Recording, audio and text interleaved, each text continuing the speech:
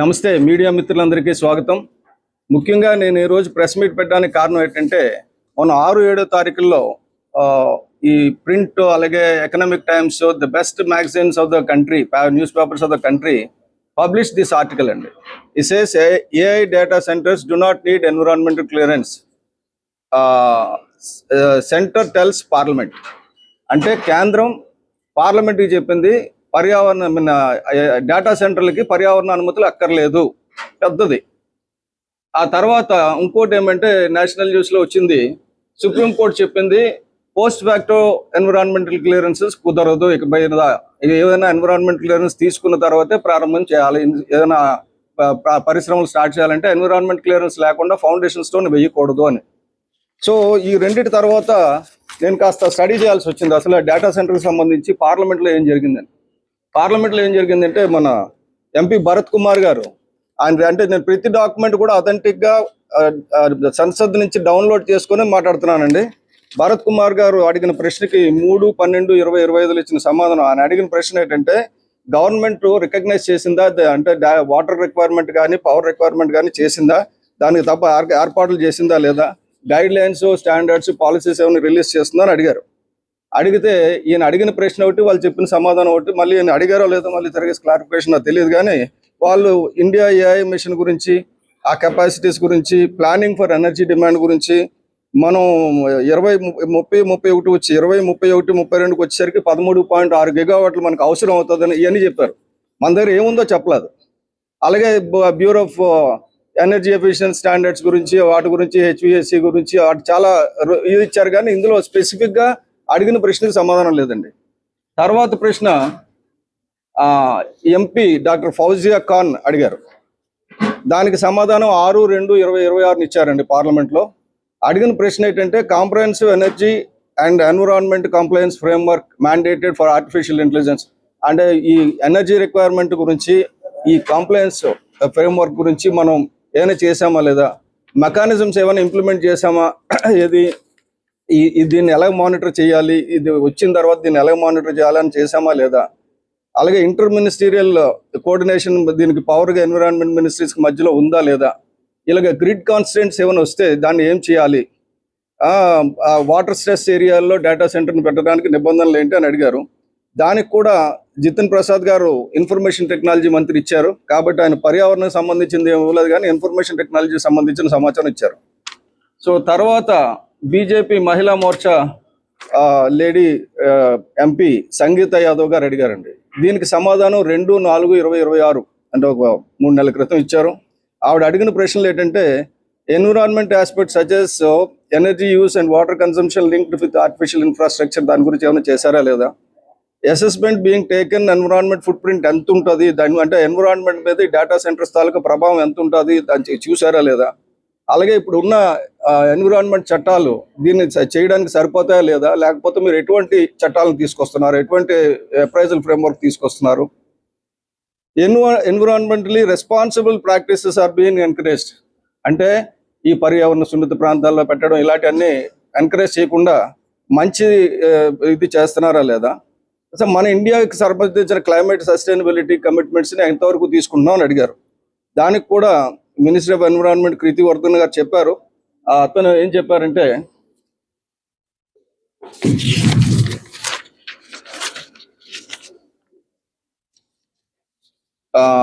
సవరించిన పర్యావరణ ప్రభావం అంచనా ప్రకారంగా డేటా సెంటర్లకి వేరే అనుమతులు అక్కర్లేదు. అయితే 20 చదరపు మీటర్ల కంటే ఎక్కువ నిర్మాణం ఉంటే ఆ డేటా సెంటర్లకి ఇప్పుడున్న నోటిఫికేషన్ ప్రకారంగా ఏటీఏ కిందకు వస్తుంది. కాబట్టి ముందస్తు పర్యావరణ అనుమతులు తప్పనిసరి. ఏం చెప్పారు, ముందస్తు పర్యావరణ అనుమతులు తప్పనిసరి అని చెప్పారు.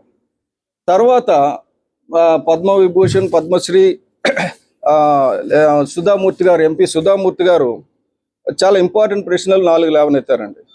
ఆమెను అడిగింది ఏంటంటే ఈ high impact fresh water impact ఉంటుంది కదా డేటా సెంటర్స్కి, దాని గురించి మనం వాటర్ స్ట్రెస్ ఏరియాలో ఇది పెట్టడానికి ఏం చేస్తున్నామని వెరిఫికేషన్ ఏమైనా చేశారా లేదా, స్టాండ్ అలోన్ ఎన్విరాన్మెంటల్ క్లియరెన్సెస్ దీని గురించి ఏమైనా ప్రత్యేకమైన పర్యావరణ అనుమతులు, ఎందుకంటే ప్రపంచంలో 20 మెగావాట్స్దే వద్దంటున్నారు, మనం ఇక్కడ 1000 మెగావాట్లు అనుమతిస్తున్నాం కాబట్టి మనం ఏమైనా ప్రత్యేకమైన చర్యలు తీసుకుంటున్నామా లేదా, అలాగే సెంట్రల్ పొల్యూషన్ కంట్రోల్ బోర్డు ఏదైనా స్పెసిఫిక్ గైడ్ లైన్స్ ఇచ్చిందా, మానిటరింగ్ అంటే ఈ గ్రే వాటర్ పట్టణంలో వాడేసిన నీరుని రీయూజ్ చేయడానికి వీటన్నిటికీ ఇచ్చిందా లేదా, అలాగే ఇంటర్ మినిస్ట్రియల్ ఇది సిస్టమ్ ఉందా లేదా, జలశక్తి మంత్రాలయకి, మినిస్టర్ ఆఫ్ ఎన్విరాన్మెంట్కి, మినిస్టర్ ఆఫ్ ఇన్ఫర్మేషన్ టెక్నాలజీకి ఉందా లేదా అన్నది ఆవిడ ప్రశ్న అండి.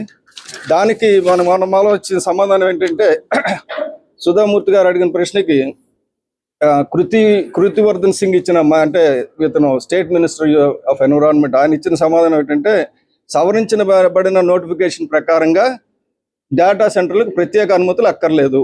అయితే 20 చదరపు మీటర్లు దాటితే అంతకంటే ఎక్కువ ఉంటే భవన నిర్మాణం ప్రాజెక్ట్ అయితే అది రాకపోతే 150 చదరపు మీటర్ల టోటల్ విస్తీర్ణం ఉంటే అది ఏ నోటిఫికేషన్ ప్రకారంగా ముందస్తు అనుమతి తప్పనిసరి.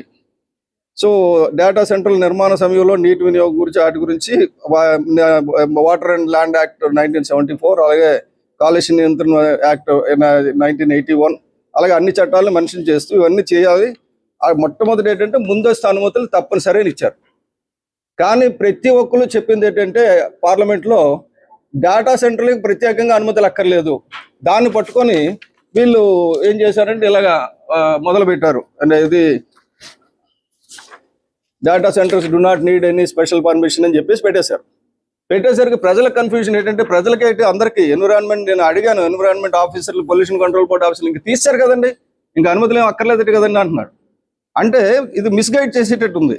అందు గురించిన ఈరోజు నేను మన జలశక్తి మంత్రి గారు, మన కేంద్ర పర్యావరణ శాఖ మంత్రి గారికి భూపేంద్ర యాదవ్ గారికి, అలాగే కేంద్ర పర్యావరణ సెక్రటరీ తన్మయ్ కుమార్ గారికి, అలాగే మన రాష్ట్ర ఉప ముఖ్యమంత్రి మరియు పర్యావరణ శాఖ మంత్రి పవన్ కళ్యాణ్ గారికి, అలాగే పర్యావరణ ప్రిన్సిపల్ సెక్రటరీ కాంతిలాల్ దండే గారికి ఒక బహిరంగ లేఖ రాస్తున్నానండి. ఇందులో నేను అడిగిన ప్రధానమైన అంశాలు ఏంటంటే ఈ పార్లమెంట్లో చెప్పినవన్నీ కోట్ చేస్తూ పార్లమెంట్లో ఎక్కడ కూడా మీకు క్లియరెన్స్ ఇవ్వలేదు కాబట్టి మీరు నాకు చెప్పాల్సింది ఏంటంటే ఒక క్లారిఫికేషన్ ఇష్యూ చేయండి పబ్లిక్కి.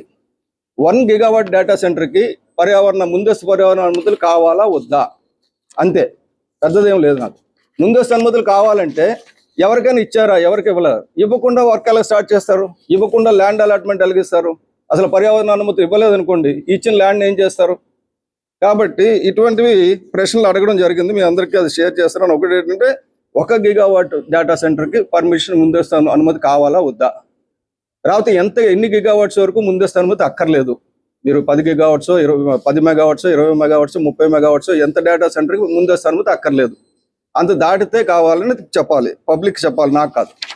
అలాగే కన్స్ట్రక్షన్ చేసే ముందు సుప్రీం కోర్టు ఆర్డర్ ఇచ్చింది ఏంటి, పోస్ట్ ఫ్యాక్టో క్లియరెన్స్లు పనిచేయమని. ఇది క్లియర్గా సుప్రీంకోర్టు ఇచ్చిన ఆర్డర్ అండి, నేను చెప్పింది కాదు. జనవరిలో ఇచ్చింది. ఏమిచ్చారు, ముందు అనుమతులు లేకుండా మీరు స్టార్ట్ చేయడానికి వీల్లేదు, ఇది ఫౌండేషన్ స్టోన్ వేయడానికి కూడా వీల్లేదని చెప్పారు. కానీ వీళ్ళు అనుమతులు కనీసం అప్లై చేయలే. అనుమతులు లేకుండా వీళ్ళు ఉట్టి ప్రాజెక్ట్ ఏదంటే షెల్ బిల్డింగ్ పర్మిషన్లు ఉంటాయి 8 అంటే B2 కింద తీసుకుని అదే అనుమతులు అని చెప్పి ప్రజలు మోసపుచ్చుతున్నారు దాని గురించి.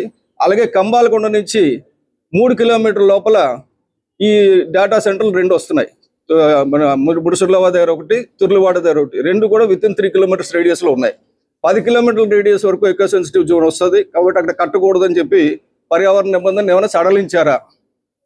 అలాగే ఫ్రెష్ వాటర్ ఎంత ఉంది, గ్రౌండ్ వాటర్ ఎంత ఉంది, పరిస్థితి ఎలాగ ఉంది, మొత్తం ఇప్పుడు వచ్చేటప్పటికి వాటర్ ఎలా తెస్తామంటే మన ఎంపీ గారు చెప్పినట్టు అది వచ్చేస్తుంది, పోలవరం వచ్చేస్తుంది, ఇచ్చేస్తాం, రాత వర్షాలు పడితే వచ్చేస్తుంది అంటే కుదరదు కదా, అలొకేషన్ ఉండాలి. మీకు ఒకవేళ పోలవరం నుంచి కూడా ఇంత వాటర్ అలొకేట్ చేస్తామని ఏమైనా నిర్ణయాలు తీసుకున్నారా? తీసుకుంటే దాన్ని తెలపండి. అలాగే లీగల్గా ఈ ఎన్విరాన్మెంట్ క్లియరెన్స్ లేకుండా వైల్డ్ లైఫ్ యాక్ట్ కానీ రాకపోతే ఈ వాటర్ యాక్ట్ కానీ ఇవన్నిటి లేకుండా ఇలా డేటా సెంటర్లు పెట్టవచ్చా? ముఖ్యంగా ఏంటంటే విపరీతంగా డేటా సెంటర్లు, విచ్చలవిడిగా డేటా సెంటర్లు వస్తున్న సందర్భంలో, అన్ని ప్రభుత్వాలు ముందు ఉరుకుతున్న సందర్భంలో పర్యావరణాన్ని కాపాడాల్సిన బాధ్యత కేంద్ర మంత్రిత్వ శాఖ మీద ఉంది, అలాగే మన రాష్ట్ర మంత్రిత్వ శాఖ మీద కూడా ఉంది, పర్యావరణ శాఖ మీద. అందు గురించి వాళ్ళిద్దరికీ నేను ఓపెన్ లెటర్ రాసి ఇప్పుడు మీడియా ముఖ్యంగా ఇక్కడే నేను సంతకం పెట్టి ఇప్పుడు ఇది అయిపోయిన వెంటనే నేను వాళ్ళకి పంపిస్తున్నానండి. ఎందుకంటే ఇది ప్రజల తరపున నేను ఆల్రెడీ పిటిషన్ వేసి ఉన్నాను. కానీ బేసిక్ ఏంటంటే పిటిషన్ ఒకటే సరిపోదు. అందు గురించి నేను ఇదివరకే చెప్పాను ప్రజలందరినీ కూడా మీరు మీ వ్యతిరేకతను తెలియజేయమని. అలాగే I'm also saying say no to data centre. ఎందుకు say no to data centre అంటే ఇది మన పర్యావరణ సున్నిత ప్రాంతాలను పాడు చేస్తుంది కాబట్టి. నిజంగా డేటా సెంటర్ కావాలనుకుంటే ఒక కమిటీ వేయండి. ఎక్కడ ఏది పర్యావరణ సున్నిత ప్రాంతం కానీ ప్రాంతాలను ఒక 10 ఐడెంటిఫై చేయండి. దేశం మొత్తం మీద ఒక 100, 200, 500 ఐడెంటిఫై చేయండి. ఇక్కడే డేటా సెంటర్లు పెట్టమని చెప్పండి. అప్పుడు ఏమవుతుందంటే అక్కడ అడవి లేదు, మనుషులు లేరు, జంతువులు లేవు. అక్కడ మీ డేటా సెంటర్ పెట్టి చుట్టూ అడవిని పెంచారు అనుకోండి, మన ఎన్విరాన్మెంట్ బాగు చేసినట్టు అవుతుంది. కాబట్టి మీ ద్వారా నేను రిక్వెస్ట్ చేస్తున్నది ఏంటంటే యువతను కూడా అమెరికాలో బెర్నీ శాండర్స్ అని ఒక 80 ఏళ్ళ వృద్ధుడు చేస్తున్న పోరాటానికి మొత్తం అమెరికన్ యువత అంతా రోడ్డు మీదకి వచ్చి మాట్లాడుతుంది. ఇంకా మన రాష్ట్రంలో మాత్రం ఎవడి పని ఆడిదే, ఎవడి పార్టీ ఆడిదే. పర్యావరణం విషయంకి వచ్చేసరికి నేను రిక్వెస్ట్ చేస్తున్నది ఏంటంటే పార్టీలకు అతీతంగా యువత, మహిళలు పైకి రావాలండి. ఎందుకంటే ఈ పార్టీలతో చిక్కుడిపోయి ఉంటారు చాలా మంది. కాబట్టి వాళ్ళందరినీ కొద్దిగా పైకి వచ్చి వీటి మీద గొంతుప్పమని నేను రిక్వెస్ట్ చేస్తున్నాను. Thank you.